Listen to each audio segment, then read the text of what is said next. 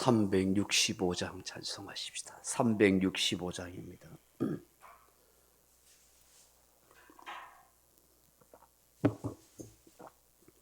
찬송가 365장입니다.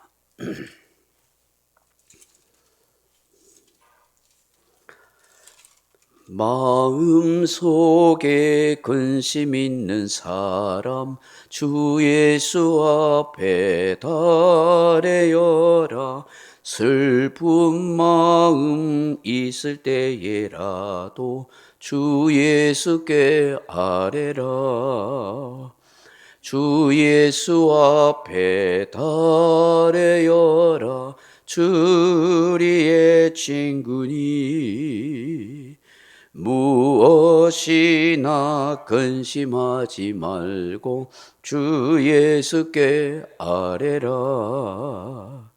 눈물 나며 기쁜 한숨 쉴 때 주 예수 앞에 아뢰어라.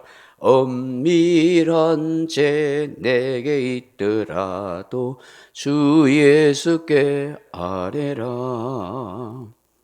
주 예수 앞에 아뢰어라. 주리의 친구니 무엇이나 근심하지 말고 주 예수께 아뢰라.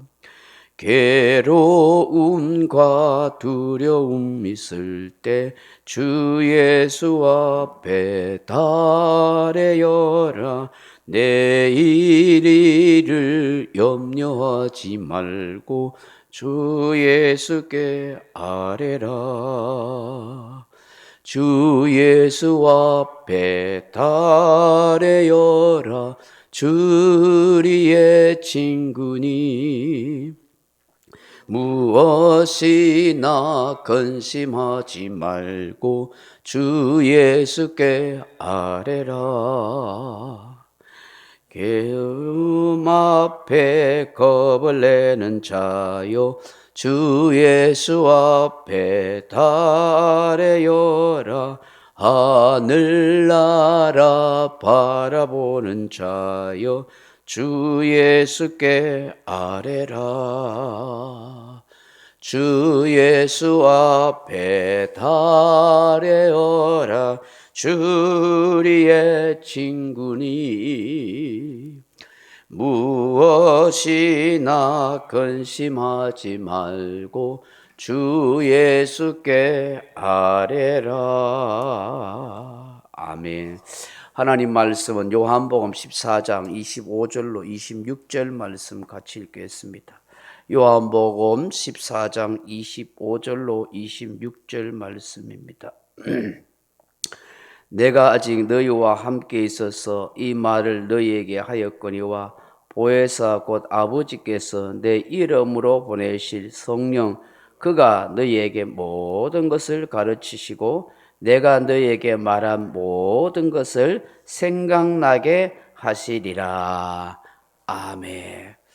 사랑하는 성도 여러분, 인간의 마음에는 두 가지의 큰 감정이 있습니다. 그게 뭐냐 하면 바로 두려움과 수치심이라는 인간을 고통스럽게 하고 괴롭게 하는 이 두 가지 마음이 있어요.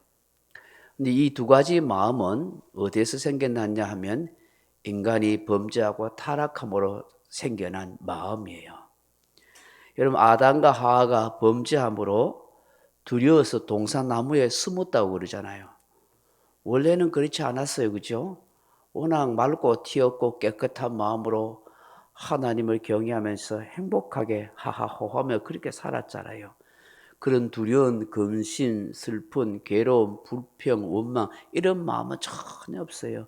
기쁨과 즐거움과 행복과 사랑의 마음으로 충만한 것이 바로 에덴 동산이었잖아요. 근데 하나님이 먹지 말라는 약속한 언약의 그 실과 그죠? 선악과를 따먹고 난 뒤에부터 인간 마음에 죄가 들어왔어요. 그때부터 생긴 감정이 첫째가 뭐예요? 두려움이에요. 두려움. 그래서 동산나무에 숨어버렸어요. 창세기 3장 8절에 보시면 그들이 그날 바람이 불 때 동산에 거니시는 여호와 하나님의 소리를 듣고 아담과 그의 아내가 여호와 하나님의 낯을 피하여 동산나무 사이에 숨은지라 그렇게 말씀해요. 하나님과 늘 얼굴을 대면하며 교제하던 사람이 왜 숨습니까? 사람이 숨는다는 건 뭐예요? 도둑이 집을 들인다는 말이 있듯이 이렇게 내가 잘못한 거 있으니까 하나님의 얼굴을 뵐 낯이 없으니까 숨어버린 거. 뭐 때문이요? 두려웠어요. 하나님 앞에 죄를 지은 인생은 두려울 수밖에 없는 것이죠. 그래서 숨어버린 거예요.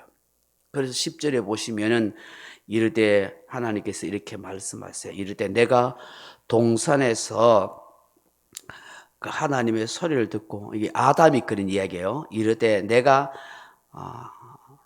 동산에서 하나님의 소리를 듣고 내가 벗었으므로 두려워하여 숨었나이다. 그렇게 말합니다. 하나님이 아담과 늘 교제하고 친밀한 관계를 지냈는데 오늘날 안 보이는 거예요.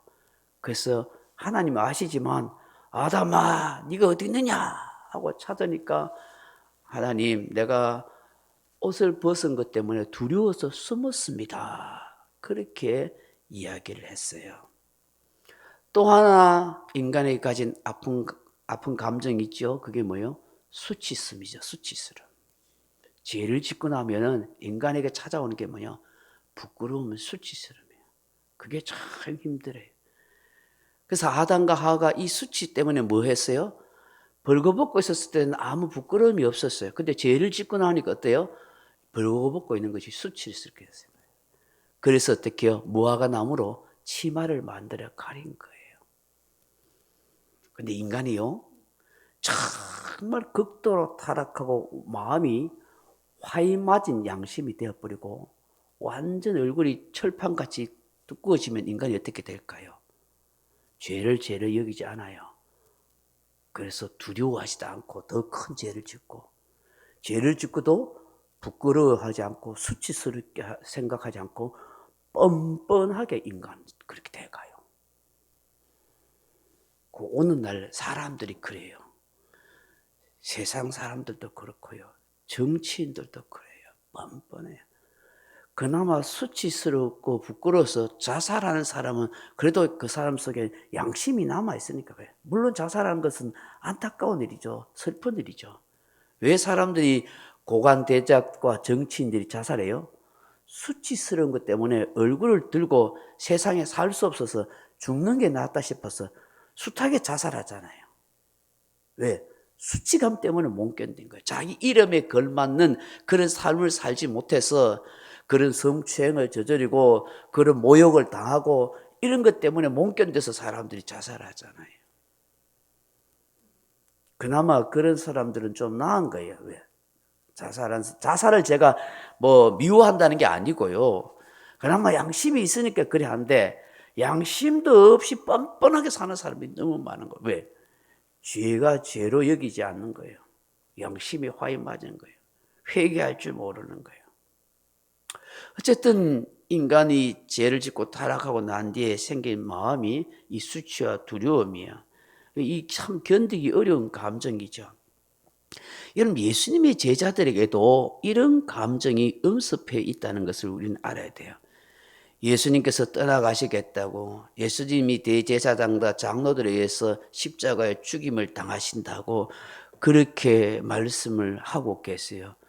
그때 제자들 마음에 두려움이 있는 거예요. 우리는 어떻게 되지?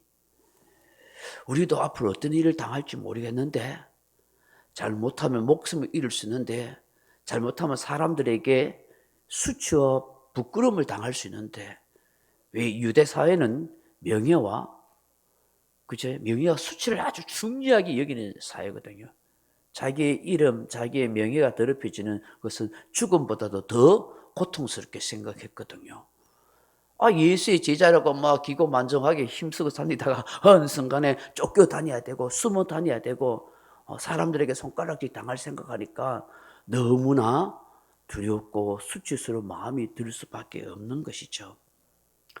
그래서 예수님께서 이 제자들의 마음을 아시고 오늘 본문에 보시면 보혜사 성령님이 오신다는 것을 말씀하고 있어요. 25절 보세요. 내가 아직 너희와 함께 있어서 이 말을 너희에게 하였거니와 26절 읽어봅니다. 보혜사 곧 아버지께서 내 이름으로 보내실 성령 그가 너희에게 모든 것을 가르치시고 내가 너희에게 말한 모든 것을 생각나게 하리라. 그렇게 말씀하세요.